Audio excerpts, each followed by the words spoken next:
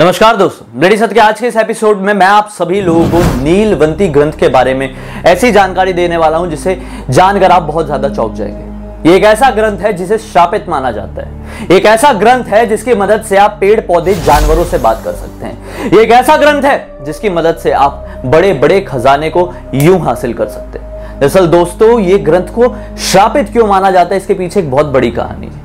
इस ग्रंथ को आसानी से पाया क्यों नहीं जा सकता, इसके पीछे भी एक बहुत बड़ी रहस्यमयी बात छुपी हुई है, एक बहुत बड़ी कहानी छुपी हुई है। इस वीडियो के अंत तक बने रहिए, क्योंकि आज के इस वीडियो में आप सभी लोगों को एक ऐसी जानकारी मिलने वाली है जो जानकारी आज तक आपसे छुपी हुई थी। तंत्र विद्या की एक ऐसी जानकारी मिलने वाली है जो तंत्र शक्ति अगर किसी को भी हासिल हो जाए ना, तो वो जिंदगी में ऐसे ऐसे काम कर सकता है, ऐसी ऐसी सिद्धियां प्राप्त कर सकता है, ऐसे ऐसे कारनामे कर सकता है जो सिर्फ और सिर्फ अब तक हमारी इमेजिनेशन में ही बनी हुई है। दोस्तों, शुरुआत करते हैं कि इस नीलवंती ग्रंथ की शुरुआत कहां से हुई, लिखा कैसे गया। अच्छा, काफी साल पहले एक छोटे से गांव में, उत्तर प्रदेश के एक छोटे से गांव में एक आदमी रहता था जो कि आयुर्वेद का बहुत ज्ञाता था, बहुत बड़ा ज्ञाता था, जिसे आयुर्वेद आचार्य कहा जाता था। उस आयुर्वेद आचार्य की एक पत्नी थी और उसकी एक छोटी सी बेटी थी। बेटी के थोड़े ही बड़े होने के बाद, मतलब यूं ही कोई 5-6 साल के होने के बाद उसकी पत्नी का देहांत हो जाता है। बाप बेटे दोनों मिलके उस उत्तर प्रदेश के गांव से बहुत दूर रहने लगते हैं। वो बहुत ज्यादा घबराने लगता है, पता नहीं क्यों इंसानों से। उसके मन में इंसानों के प्रति घृणा बैठ जाती है, इंसानों को वो इंसानों के लिए दुश्मन समझने लगता है। इसी वजह से वो डिसाइड कर लेता है कि अब चाहे जो कुछ भी हो जाए, मैं अपनी बच्ची को कभी भी इंसानों से नहीं मिलने दूंगा, उनके जैसा तो कतई नहीं बनने दूंगा। दोस्तों, इसी तरह से कुछ समय बीतने लगते हैं। लेकिन दोस्तों, जो उसकी बेटी थी, यानी जो नीलवंती थी ना, जी बेटी का नाम नीलवंती था, इसके अंदर ना बचपन से ही कुछ अलग तरह की शक्तियां थी। ये बहुत ही अलौकिक बच्ची थी। ये ना जानवरों से, पशु पक्षियों से बड़े अच्छे से बात कर लेती थी, जैसे कि मानो कि उन्हीं की प्रजाति की हो। इतने अच्छे से उनकी बातें समझती थी। इस बच्ची को, नीलवंती को ना, जो चींटियां होती थी, सांप होते थे, नेवले होते थे, वो आके जानकारी देते थे कि कहां कहां पे किस तरह का खजाना दफन है। वो चाहती तो इतना सारा खजाना अपने पास लेके अपने आप को अमीर बना सकती थी, लेकिन उसके पिताजी गलत रास्ते में चलने से उसे हमेशा मना करते थे। पिताजी के इस तरह के रवैये होने के कारण बेटी के अंदर भी आयुर्वेद का बहुत अच्छा ज्ञान आ गया। वो भी आयुर्वेद की बहुत बड़ी ज्ञाता बन गई थी। दोस्तों, इसी तरह से कुछ समय बीतता चला गया। जब वो थोड़ी बड़ी हुई ना, तो उसे सपने में भूत प्रेत दिखाई देने लगे। सपने में भूत प्रेत उससे बात करते थे। सपने में भूत प्रेत उसे आने वाले समय के बारे में जानकारी दे देते थे। जो कुछ भी भूत प्रेत आत्मा उसे बताती थी सपने में, वो कुछ दिनों बाद सचमुच में सच हो जाता था। वो उठ के अपने पिताजी से सारी बातें बताती थी, तो पिताजी भी काफी ज्यादा हैरान होते थे, क्योंकि थे तो एक नॉर्मल इंसान ही ना। ऐसे ऐसे करके समय और बीता। नीलवंती बड़ी हो गई, बेहद खूबसूरत, इतनी खूबसूरत कि कोई उसे एक बार देख ले तो एक बार में ही उसे देखकर मंत्रमुग्ध हो जाए। दोस्तों, बड़ी होने के बस कुछ ही समय बाद ना, उस बच्ची को, उस नीलवंती को भूत प्रेत लिटरली रियल लाइफ में भी दिखाई देने लगे। उससे आके बात करते थे, मानो कि पिशाचनी हो या पिशाच हो, उसे बड़े बड़े काम करना सिखाते थे। एक दिन उसने अपने पिताजी को सारी बात बताई और फिर पिताजी ने बोली, ये तो काफी ज्यादा टेंशन लेने वाली बात है। जिस दिन उसने अपने पिताजी को ये सारी बातें बताई, उसी रात नीलवंती को सपने में कुछ ऐसा दिखाई दिया जिसकी वजह से उसे पता चल गया कि मैं आम बच्ची नहीं हूं, मैं आम लड़की नहीं हूं, मैं दरअसल एक दुर्लभ तरह की यक्षिणी हूं जो इस दुनिया में फंस गई है, और ये मेरी दुनिया है ही नहीं, मेरी दुनिया कोई और है और मुझे अपनी दुनिया में जाना चाहिए। अगले दिन उठकर वो अपने पिताजी से सारी बातें बताती है। पिताजी भी उसकी बातों में हामी भरते हैं, कहते हैं कि बेटी, अगर तुम अपनी दुनिया में जाना चाहती हो, उसे समझना चाहती हो, तो मैं नहीं रोकूंगा, जो करना चाहती हो करो। दोस्तों, उस दिन के बाद से वो बच्ची निकल जाती है अपने घर से बाहर, रात के समय में, आधी रात के समय में, अपने सवालों के जवाब पाने के लिए प्रकृति से, नेचर से। क्योंकि उसके पिताजी ने उसे बचपन से ही सिखाए थे, अगर किसी भी चीज का जवाब आपको लाइफ में नहीं मिले ना, तो प्रकृति उसका जवाब देगी, प्रकृति वो चीज आपके पास उसको ला कर देगी। तो इसी वजह से वो रात के 12 बजे के बाद, यानी आधी रात के समय में, वो जंगलों में भटकने लगी। उसे बहुत सारे पशु पक्षी मिलते थे, उससे बातें करते थे। धीरे धीरे करके कुछ दिनों बाद उसे भूत प्रेत भी मिलने लगे, पिशाच मिलने लगे, जो उसे तरह तरह की तंत्र विद्या सिखाने लगे। उन पिशाचों ने उसे यह बताया कि अगर तुम तंत्र विद्या सीख जाओगी तो इन्हीं की मदद से तुम अपनी दुनिया में वापस जा पाओगी। रोज एक पिशाच उसके पास आता था, उसको एक मंत्र बताता था। उस मंत्र के अंदर ऐसी शक्ति होती थी ना, जिस मंत्र का उच्चारण करती थी, अगर उस मंत्र को सिद्ध कर लेती थी ना, तो उस मंत्र की मदद से वो बिल्लियों की आंखों से दुनिया देख सकती थी। मतलब उसकी आंखें बिल्ली जैसी हो जाती थी। अगर वो एक मंत्र ऐसा बताता था, उस मंत्र को अच्छे से याद कर लेती थी ना, तो उस मंत्र की मदद से वो गड़ा हुआ खजाना अपनी आंखों से बस यूं ही आर पार देख सकती थी जमीन के अंदर। अगर कुछ मंत्र ऐसे बताता था, उन मंत्रों को अगर वो याद कर लेती ना, तो उन मंत्रों की मदद से वो ना जाने कैसे कैसे बड़े बड़े पानियों वाले जलाशय में चलने लगती थी। दोस्तों इतना ही नहीं, कुछ मंत्रों के उच्चारण की मदद से वो आग में भी चलने लगती थी, उसे आग से भी कुछ नहीं होता था। विश्वास मानो या ना मानो, इसमें पूरी तरह की सच्चाई है। काफी पुरानी बात है, इसलिए आप लोगों को नहीं पता होगी। ऐसे ऐसे करके बहुत सारे दिन बीते।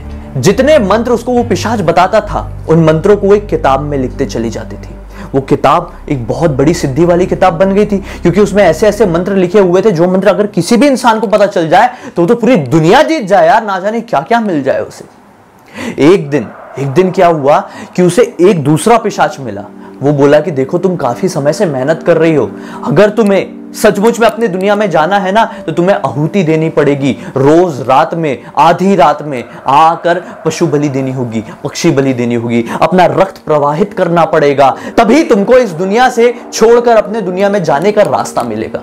वो करने लगी, आती थी, आहुति देती थी, अपना खून चढ़ाती थी, पक्षियों का खून चढ़ाती थी, जानवरों की बलि देती थी। ऐसा करते करते मंत्रों के उच्चारण के साथ काफी ज्यादा दिन बीत गए। फिर एक दिन उसी के आसपास रहने वाली एक जो बहुत अच्छी आत्मा, हमारे आसपास अच्छी आत्माएं भी रहती है, वो ये देखी कि सचमुच में ये लड़की चाहती है कुछ करना जिंदगी में। वो आत्मा ने एक पक्षी का रूप धारण की और वो पक्षी के रूप में नीलवंती के सामने आई। बोली कि अगर तुम्हें अपनी दुनिया में जाना है ना, तो यहां से पश्चिम दिशा की ओर, यहां से करीबन 35 मील की दूरी पर एक गांव है।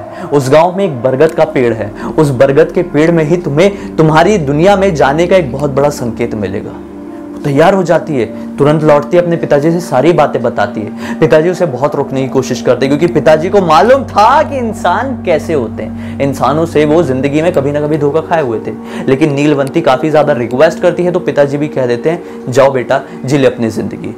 नीलवंती बस तैयार हो जाती है, सोचती है कि रातों रात निकलूंगी गांव की तरफ, तो सुबह सुबह पहुंच जाऊंगी। नीलवंती अपना कुछ सामान इकट्ठा करती है और जंगल के रास्ते निकलने लगती है। आधी रात के समय उसे रास्ते में एक बैलगाड़ी दिखाई देती है। उस बैलगाड़ी में एक व्यापारी था जो लौट रहा था। नीलवंती सोचती है कि मैं इससे उस गांव का पता पूछती हूँ, तो शायद मुझे उस गांव में जाने में आसानी हो जाए। जैसे ही वो उस आदमी के पास पहुंचती, तो वो आदमी उसे देखकर मंत्रमुग्ध हो जाता है। उसकी खूबसूरती के पीछे उसे प्यार हो जाता है। तुरंत उससे कहता है कि मैं तुम्हें गांव लेकर चलूंगा, लेकिन एक शर्त है, तुम्हें मुझसे शादी करनी होगी।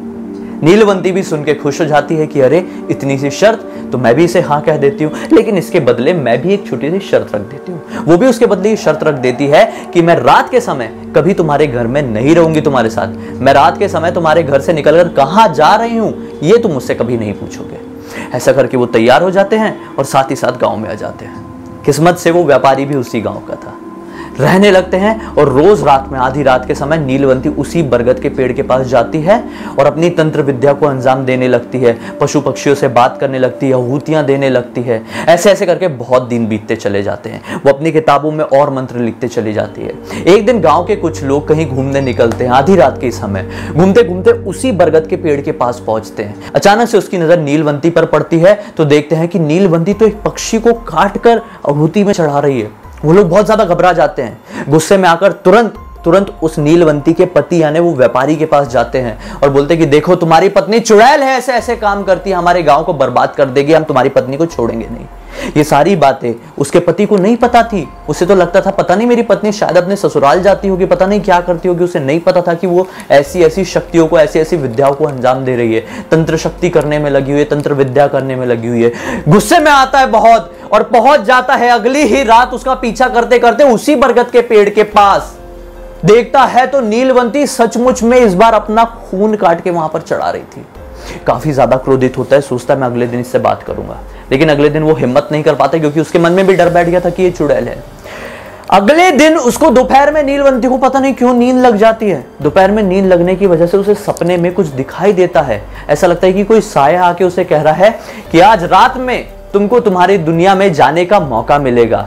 उसी बरगद के पेड़ के पास जो नदी है, उसी नदी में बहते बहते आएगी एक लाश, उस लाश के गले में पहने रहेगी एक ताबीज। वो ताबीज तुमको निकालना है। जैसे तुम वो ताबीज निकालोगी, तुमको एक नाव दिखाई देगी। वो नाव वाले को तुमको वो ताबीज सौंपना है और वो नाव वाला तुमको एक दिव्य दरवाजे की मदद से तुम्हारी दुनिया में तुम्हें छोड़ देगा। नीलवंती काफी ज्यादा खुश होती है, उसकी आंखें खुलती है तो रात का समय हो चुका था।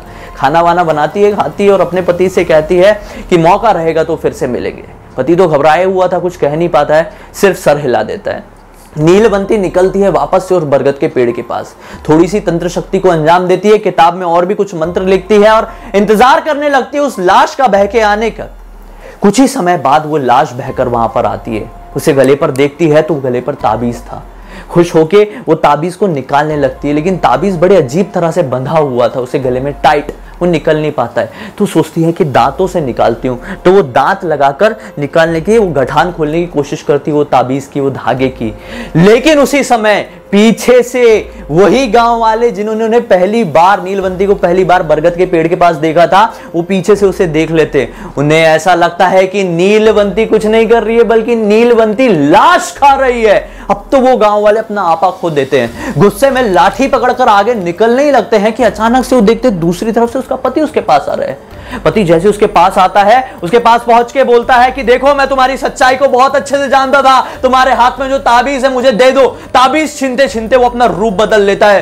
रूप बदल के सामने एक जाहिर होता है एक बहुत ही खतरनाक खूंखार पिशाच। वो व्यापारी नॉर्मल इंसान नहीं, एक पिशाच था। नीलवंती बहुत ज्यादा घबरा जाती है। उतने में ही गांव वाले और इकट्ठे हो जाते हैं, बोलते हैं मार डालो इनको, एक चुड़ैल एक पिशाच है, हमारे गांव को खा जाएंगे ये मिलके। ऐसा करके लाठी लेके उनके पीछे दौड़ पड़ते हैं, जैसे तैसे करके उस पिशाच को मार डालते हैं। पिशाच था तो मारते कैसे ये समझ में नहीं आया, लेकिन मार डालते हैं। जैसे तैसे बच-बुचा के नीलवंती वहां से भाग जाती है। सपने में उस साय ने नीलवंती को यह भी बताया था, ये मौका तुम्हें एक बार मिलेगा, उसके बाद नहीं मिलेगा, उसके बाद तुम अपनी दुनिया में नहीं जा पाओगी। तुम नॉर्मल इंसान नहीं हो, तुम एक यक्षिणी हो, हमेशा याद रखना। तुमने जाने के लिए कैसे कैसे बलिदान दिए हो याद रखना। मौका जाने मत देना। मौका तो चले गया, हाहाकार मच गया गांव में, नीलवंती को भागना पड़ा। दोस्तों, उसके कुछ समय बाद उसका पति तो पिशाच था, उसका पीछा करते करते एक जंगल में पहुंच जाता है। बोलता है, देख, मुझे तेरी सच्चाई बहुत अच्छे से पता थी। तू वो किताब जो लिखते आ रही थी इतने समय से, वो किताब मुझे सौंप दे। मुझे इस ताबीज से कोई लेना देना नहीं है, वो किताब मुझे चाहिए।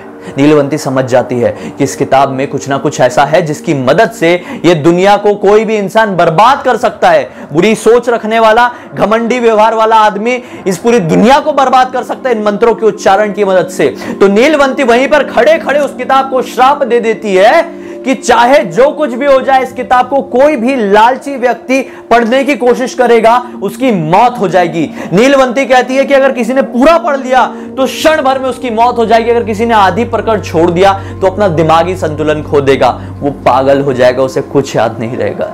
और ऐसा कहकर वो ना जाने जंगल में किस तरफ भाग जाती है, उस पिशाच को दिखाई देती ही नहीं है। काफी समय बीत जाते हैं और वो नीलवंती किताब किसी को नहीं मिलती है। उसे बहुत सालों बाद एक ब्राह्मण कोई होंगे, उनको एक किताब मिली होगी। उन ब्राह्मण ने इस किताब का वर्जन एक तांबे के पत्र में लिखे, नॉर्मल पन्नों में नहीं, तांबे के पत्र में लिखे। ये किताब नॉर्मल किताब नहीं बल्कि एक ग्रंथ कहलाई। उन संत को, उन ब्राह्मण को कुछ क्यों नहीं हुआ? क्योंकि उनके मन में कोई बुरे व्यवहार नहीं थे, कुछ बुरे विचार नहीं थे। उनको यह बहुत अच्छे से पता था कि इसको कोई भी अगर नॉर्मल इंसान पढ़ने की कोशिश करेगा तो उसकी मृत्यु तय है, क्योंकि हर नॉर्मल इंसान के मन में कुछ ना कुछ खोट होता है। और फिर उसके बाद दोस्तों, आज तक ना जाने कितने सारे लोगों के हाथ में नीलवंती ग्रंथ पड़ा होगा। आज तक कितने सारे लोगों ने अपना दिमागी संतुलन खो दिया होगा। आज तक कितने सारे लोगों की उस नीलवंती ग्रंथ की वजह से मृत्यु हो चुकी होगी, किसी को नहीं पता। यह एक बहुत बड़ा कारण है कि नीलवंती ग्रंथ किसी को भी इतनी आसानी से नहीं मिल सकता इस दुनिया में। सरकार ने, कहते हैं लोग, सरकार ने बैन करके रखा है। बहुत सारी कंट्रीज में नीलवंती ग्रंथ को सामने भी लाना बहुत बड़ा अपराध हो सकता है। नीलवंती ग्रंथ इस दुनिया में कुछ ही बचे हुए हैं, ऐसे लोगों के ही पास है। 3-4 लोग होंगे पूरी दुनिया में जो इस नीलवंती ग्रंथ को पढ़ पाए हैं, मन में लालच नहीं ला पाए हैं और आज बड़ी बड़ी सिद्धियां प्राप्त करके बैठे हैं। दोस्तों, नीलवंती ग्रंथ एक बहुत ही बड़ा श्रापित ग्रंथ है। साथ ही साथ ये एक ऐसा ग्रंथ है जिसकी मदद से आप असीम शक्तियों के मालिक बन सकते हैं, लेकिन शर्त एक ही है, मन में किसी भी तरह का लालच नहीं होना चाहिए। उम्मीद है कि आपको ये वीडियो अच्छा लगा होगा। अब तक इस वीडियो को देखें तो इस वीडियो को लाइक करके चैनल को सब्सक्राइब करके बेल आइकन को दबा के ऑल के ऑप्शन में क्लिक करना। इस ग्रंथ के ऊपर अपनी राय जरूर बताना कि आप लोगों ने इसके बारे में सुने थे। कमेंट सेक्शन में मुझे आपका इंतजार रहेगा। इंस्टाग्राम की लिंक इस वीडियो के डिस्क्रिप्शन बॉक्स में मेरी क्लिक करके डायरेक्टली वहां पर पहुंच जाइए। वहां पर भी मैं अनोखे वीडियोस, अनोखी जानकारी रेगुलरली देते रह रहा हूं आप लोगों को। चलिए कल फिर से मिलते हैं, तब तक के लिए बहुत बहुत धन्यवाद। आपका दिन शुभ हो।